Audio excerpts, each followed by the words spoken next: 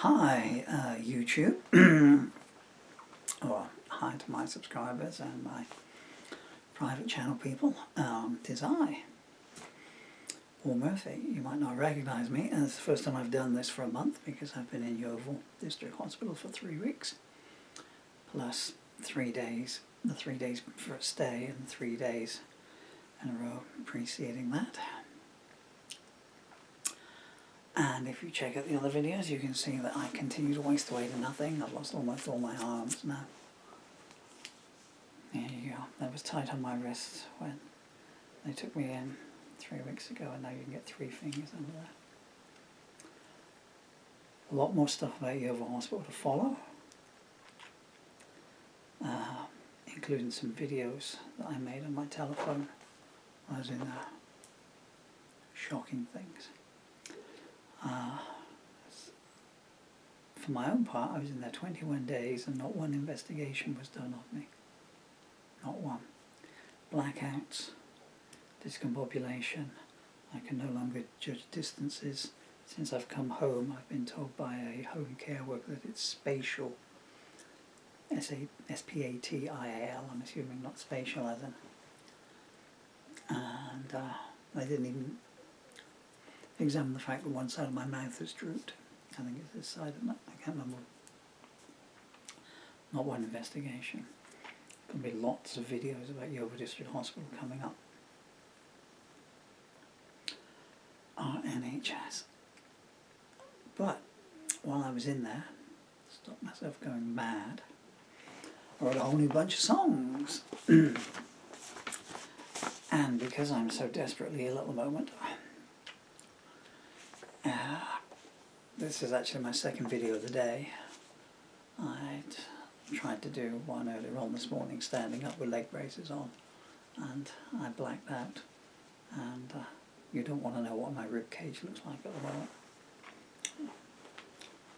So there's no point calling an ambulance, you know, if you're in there 21 days and you're actually on the waiting list for an MRI, and they can see your paperwork that says you've got neurological disease in any case, and you're telling them you've got a whole bunch of new symptoms that started in the first week of April, and the inside of your head is now like a snow globe every time you move, and they don't want to know. The one doctor I saw after, there's some wonderful nurses there, some not so wonderful nurses, and they were literally almost begging the doctors, because they were the ones having to pick me up off the floor. They were the ones stopping me falling over. I'm talking funny because I got a loose tooth because I blacked out in the bathroom. My tooth is loose. Smashed all my mouth up. So they were saying, we're asking the doctors to come and see you urgently. And one guy turned up, and you can't see him on video, but I recorded it so you can hear it. Yeah, he had no injury. He did everything but stifle a yawn all the way through. And I'm trying to explain, and I'm blanking out. Every time I move, something in the back of my head goes, and then this warm feeling comes over. Down I go. Trying to explain to him that I can't judge distances anymore. It's like I can see the floor, and I can see my toes, but trying to put the two together, picking anything up, you know. I can see the camera disc there, and I can see my fingers. But my ability to judge the distance has gone completely. And short-term memory loss. Did I mention short-term memory loss? I'll make you an outpatient's appointment for an optician, he said. The nurse who was next to me, she was serving the guy. I'm in this bed here, I'm in the middle bed of 3. And she's serving that guy, and she looked around, and she waited till he'd gone, though. She went, what do opticians know about blackouts? It's a good question, isn't it? Anyway, I wrote some new songs while I was in there. If they hadn't taken my pen and paper away, I would have, I'd probably had another book out of it. But I need to get these down for copyrights. I don't know if I'm going to be able to get to put music to them, so I need to record them. Put them out as copyright, and if they turn up in a book, then please go buy the book. And if they don't turn up in a book, here you are. They are free, recited. or read, and if you enjoy them for free, then at the bottom of the page, as ever, you'll see my other books listed there, and please go buy them. Actually, I've got some of them. Actually, I've forgotten how much. I do, yeah. That one's called Tombstones. That was the last book of lyrics and poems that came out. That's the only one I can reach without damaging myself. Okay. Where shall we start? Here.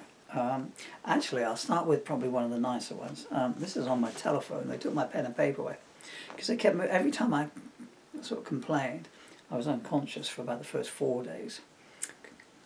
They took me in on a Monday. My solicitor came out and found me unconscious in the house, called an ambulance, and I just woke up in Yeovil Hospital.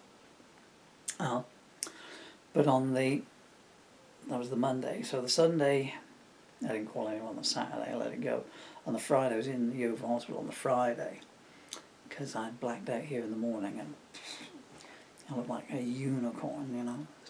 What I hit my head on, either the floor or the table, so I'm going down, I know not. And I called 111, they called an ambulance came out, and, you know, they could see I didn't know what planet I was on, like, you know. And so they took me into Yeovil Hospital. And they said, well, he's got these existing problems, plus he's just had a bad fall and a head injury and stuff. Where I was going with this is I blacked out twice. I blacked out twice in A&E because they strapped me to all these machines, you know, the vitals or whatever, and they just bloody left me. On they went. And they gave me this, you know, call bell thing. And I got woken up, so I'm lying on the bed there, and I got woken up by this noise from the machine that's up there. Beep, beep, beep, beep, beep. And I was saying to the machine was saying, stop making that noise. So this thing's going crazy, like, and I came to, so I realised I'd blacked out, you know, knowing this is how I wake up from it. What the heck, and it's got my oxygen level there at 86. No, it's not ringing a thing. And it took 17 minutes for anyone to come, even though, you know, this thing's screaming. The door was shut, you know, they just locked you in like you're an animal. And I turned the video on here, you know, because I just thought, oh, what the heck's going on here? Someone will come, I just wanted to time it, you know. So I got the last 11 minutes on video. So I blacked out on the bed. And then what can I do, you know? So I tore all the wires off. I had wires on my chest, and so I tore everything off and let it go. And, you know, in hospitals they've got this little, it's a wheel, and it's like a little table on wheels, isn't it? You know, where they put drinks and stuff like that. And that was lying there. So, you know, because you know how impaired I am with my legs. So I made my way to the bottom of the bed, and I got myself over this. And almost like something out of, you know, I'd love to see the CCTV. And, you know, like Harold Lloyd or Buster Keaton, and I propelled myself, because it's on wheels, to the door. I'm hanging on this, and I open the door, and there's a nurse walking past, you know, I say, excuse me, I say, you know, yeah. So she comes in, goes to the machine, she doesn't care about me, she goes to the machine, turns the machine off, like. And then, so I'm still by the door, on it, hanging over this trolley thing, and then my head goes again, you know, I try to explain to her, I start explaining to her, because the video is still recording all this, so I should just upload the video. I've got to work out how to get the video out of the telephone. And I slide off the thing, and my head goes, and I slide off the thing, and I just remember, this side here hit the door frame, and then dunk, on that side there hit the concrete floor, and oh man, that was so bad. And all I remember is, so I'm going out, and I feel the thunk, and it's like you felt the noise more than the bump, and I can feel it now, and it went all the way through, and I felt it through to my toes. I woke up a little bit after that, I don't know, and I was still on the floor, and there's a nurse standing in the doorway, like that, wearing his green top, and there's other nurses still there by the thing, so maybe it wasn't that too long, but they just left me on the floor there, you know. Anyway, where was I going with this? I don't know where I was going with this now. Let's go back to, oh yeah. Let's do one of the nice ones. That's what I think I was saying. Yeah, so it's some, oh yeah, and they kept moving. So every time I think what I was trying to say is that every time I said, you know what, I'm getting worse on a daily basis, I'm shrinking away, or my muscles are evaporating behind me, they kept looking at my pre-medical history, you know, and I'm saying, yes, I've got this neurological disease, but these are new symptoms. Well, that has been going on for 2 years. This is all new. I haven't had this before, and you can't find anything. That's right, maybe I was going to tell the joke. Anyway, they kicked me out that first night I was telling you about, so they kicked me out of there about 7 o'clock in the night, having left me underneath an air conditioning unit for 3 hours. Not a drink, nothing. Not just me, there was how old was the lady? I think she was 87 years old, I don't recall. And she'd been there since 9 o'clock in the morning, because when the ambulance drivers came to take us home, and they said, we're going to put her in first because she's got to go to Shepton Mallet for palliative care for her cancer. And so they're talking, she's a lovely lady, I've forgotten the name, I began with a B to the best of my knowledge. And then they come back to me, so, and then whoever it was in the discharge lounge said, the ambulance drivers, poor love, she's been sitting there since 9 o'clock in the morning. This is 10 to 7 in the evening.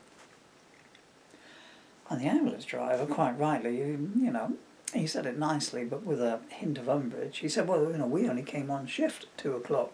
Oh, no, she said, I'm not having a go at you. She said, I did think, you know, that I might call Central and see what's happening. You thought about calling Central. You've got an 87-year-old lady here who needs to go to palliative care in Shepton Mallet. I don't know how far that way is. That's maybe 40 miles from Yeovil, 30 miles from Yeovil, I guess. And you only thought about calling someone, so you just left her there, you know.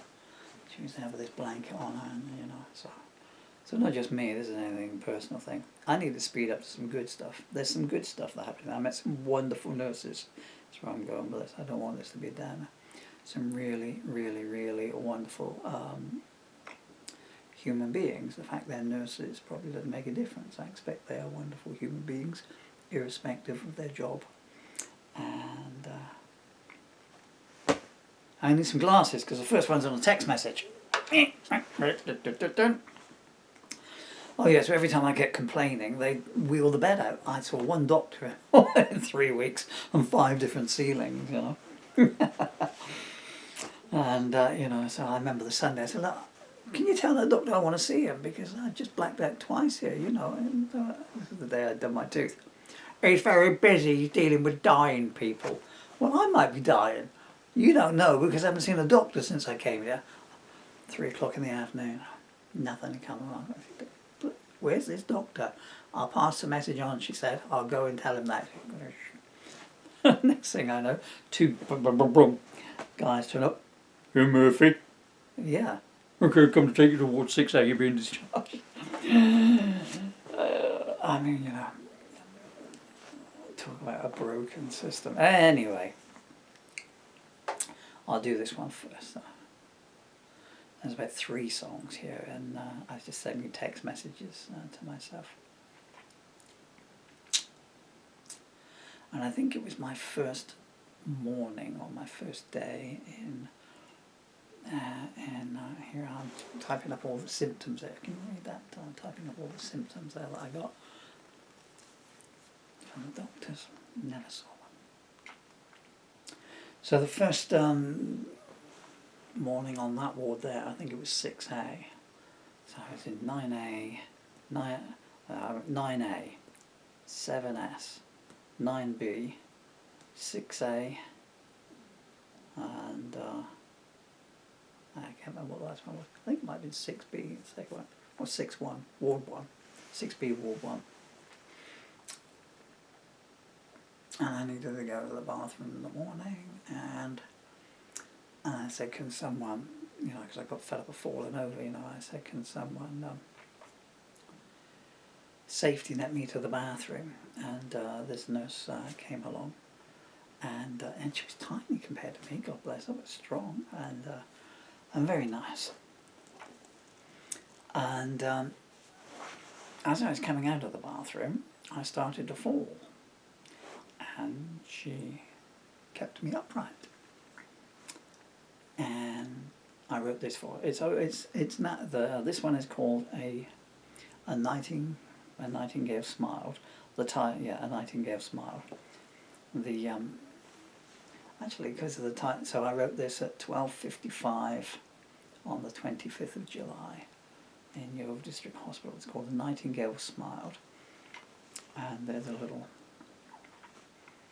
as ever with me, you know, the title's got there's a twist in the title. I'm so sorry, my voice is singing like that. 1, 2, 3.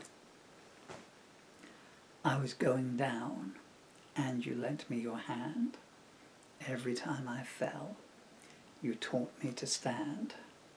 You gave me hope and reminded me of the strength of a smile. I was on my knees, and you raised me high, saying it's always hello, it's never goodbye. You fired the torch, and the darkness bowed before you, beguiled. Out on Nowhere Road, I had a residence. You whispered soft, don't accept pretense. I breathed your words and ran towards a brand new day. My years are stacked on a tower of tears, but the power you gave me will douse all fears. And from my heart, thank you for tomorrow, I sincerely say. There, that is A Nightingale Smiled, copyright Paul Murphy, and I was going to do the whole bunch of these all in one file, and but I've talked so much there, 17 minutes, that I better not do that. So that was, I don't normally like to give the game away on my songs and stuff while it's just a poem at the moment, although I do have the music to it in my head. A, D, G, C. But where's I going with this? It's so hard for me to think these days, I'm afraid. Got a nice song, you know, forget about what my circumstance was there inside there. It was hard. There's a song of hope in there, you know. It can apply to anyone. You don't need to be in hospital falling down. You know, you could be falling down emotionally. That grip of friendship, that touch of support takes you through. Yeah, I'm going to see tomorrow kind of thing. Anyway, I'm going to end it here, and then I'm going to come back and read all the rest of them all in one go. Okay, thank you for your time. Tune in for... Who put that so close there? Boy, did that hurt. Yeah. Thank you for your time, guys.